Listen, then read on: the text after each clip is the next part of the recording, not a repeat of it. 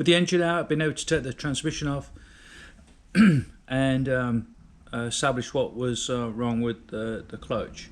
So this is the release bearing, this is the old one, this is the new one, and you can see that obviously this is a graphite surface. You can see that that's completely worn away, but also that there's a significant amount of the steel, probably at least a third of the steel, has also worn away. And then the pressure plate surface that interacts with the release bearing is badly scored, and there's a very deep groove in there, obviously running very, very hot metal to metal. I'm actually surprised I was able to get gear for as long as I could. I knew I'd had a problem with the thrust bearing for quite some time, and I could never maintain my I would set the clearance between the release bearing and the pressure plate, and within a 10-15 miles I was no longer able to get reverse gear again. So and I kept adjusting it, and then I realized that there has to be something wrong. It's not related to the clearance between the release bearing and the pressure plate. Clearly I've been actually having not enough clearance. 99% certain that release bearing was rubbing permanently on the pressure plate for quite a long time. Car is put back together, and everything is working. Clutch works, engine works obviously, and sounds good. I tidied up a lot of the things that I had talked about. So this rubber joint had failed because I had over tightened that. I tidied up my oil leak associated with the cam covers, and also I tightened up my chain for the valve train, and all of that seems like it's worked out really, really nicely. So the real question is what actually happened with the clutch, in particular the thrust bearing. One of the things I promised myself when I was going to do this YouTube channel was that I would be honest, and I would show the good and the bad. And I guess this is something that was in the middle of those, so I'm neutral at this particular point. You know more about your car after you finished it than you did when you started it. That's clear. And this is not something that I do every day, and also this is the first manual transmission E-type that I've done. So I learned a lot about the car as I went along. Now I drove the car for about, well, what would it be?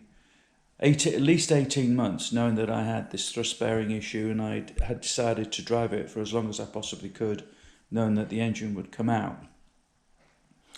The question is, why did the thrust bearing fail in the first place? And I'm going to attempt to show that right now.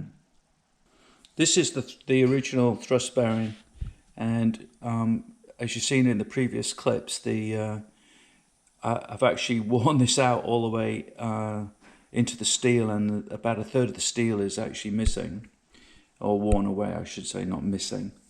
And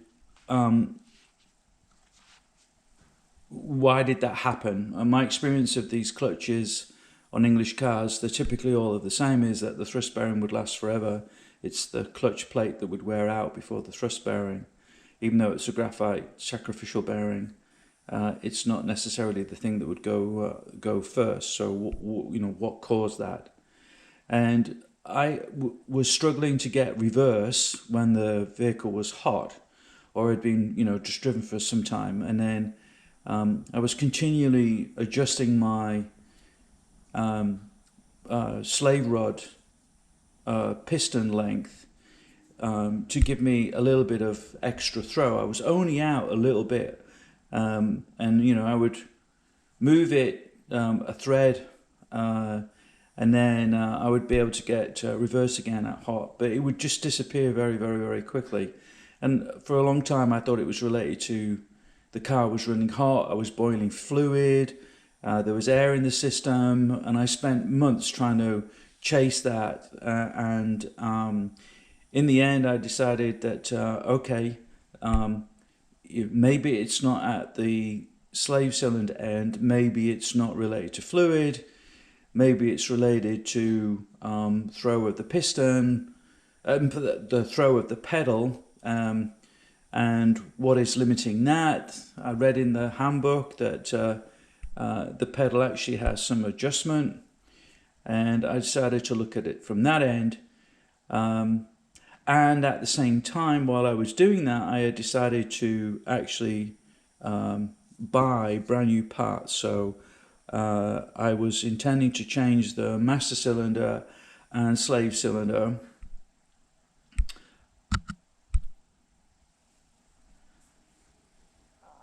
I was going to change the master cylinder and the slave cylinder while I looked at the pedal throw.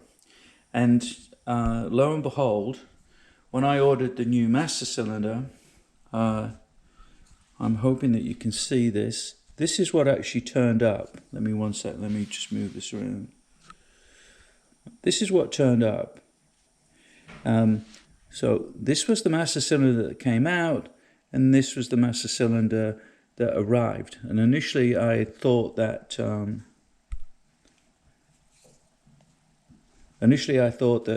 this part was wrong, so I called the supplier. Obviously I was getting them from a reputable supplier. Both of these came from different suppliers actually, which is maybe something we should talk about. But when I contacted them, they said the box that it arrived in said that it was for a V12, which is what really put me off in terms of maybe I'd got the wrong one. And I called them and they said, no, the V12 and Series 2 are the same. Well, obviously this piston rod length is huge in comparison to the one that I had been using in my car. And we'll come on to that in a second. Now, the problem was that this yoke arm at the end didn't fit around my pedal, and obviously this one did as it came out of the car. And this was off by at least 1/4 of an inch, so significantly different, not just a little bit different, but significantly different. And that started to make me look at, okay, well maybe it's the throw on the actual, maybe it's the throw of the pedal, because the pedal travel is controlled by this flange hitting that surface. So obviously this has a longer travel, for a full travel, and clearly the two master cylinders bodies can take that length of throw. And if we go to the next picture, clearly the two rod lengths are different. And I was also intrigued in that I only needed a little bit more throw on my pedal travel in order to actually get the clutch to disengage. And the limiting factor on the pedal throw is caused by this flange hitting the stop of the actual master cylinder, and this master cylinder can obviously take this stroke, or a good portion of this stroke, and clearly in my car my master cylinder was bottoming out when my pedal was bottoming out when this hit this flange, and all I needed was a little bit extra throw on the pedal, so slightly longer pedal, a slightly longer piston rod. So I decided to actually make a piston rod that had this end attachment, and I used this piston rod, cut this off, and then I cut it to the length that I wanted to, and I calculated what the maximum pedal motion could be in the car, and then I equated that back to the length of this rod, and then I made a rod to accommodate for that length. And obviously I then checked to make sure that I could get that pedal travel, that piston travel in this particular body. And that worked well, and I drove my car for over a year with it like that. But I knew that I had screwed up my thrust bearing, and I knew that it was a question of time as to how long that it would last for. Now, obviously then it failed, and I needed to take the engine out, and I put a new clutch pack in and a new thrust bearing, and all of that is working really, really nicely.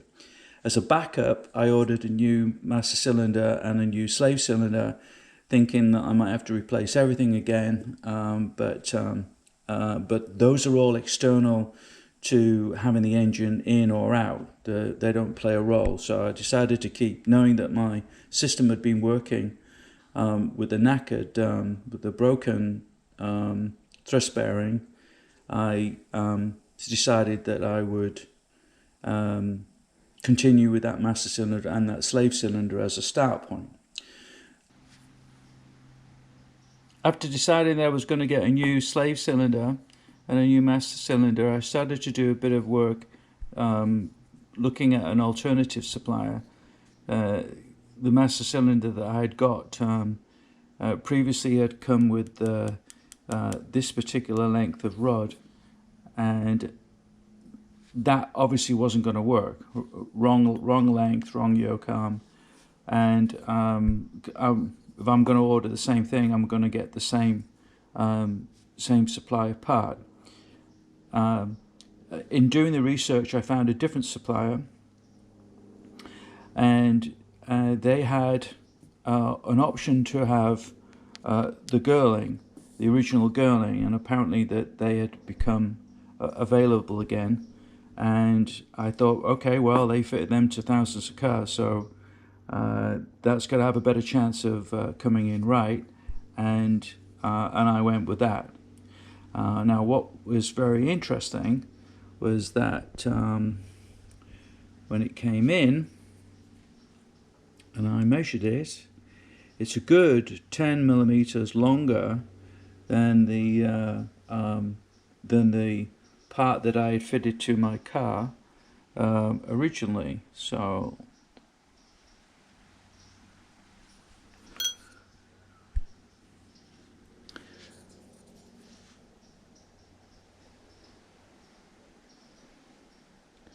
if you look on here,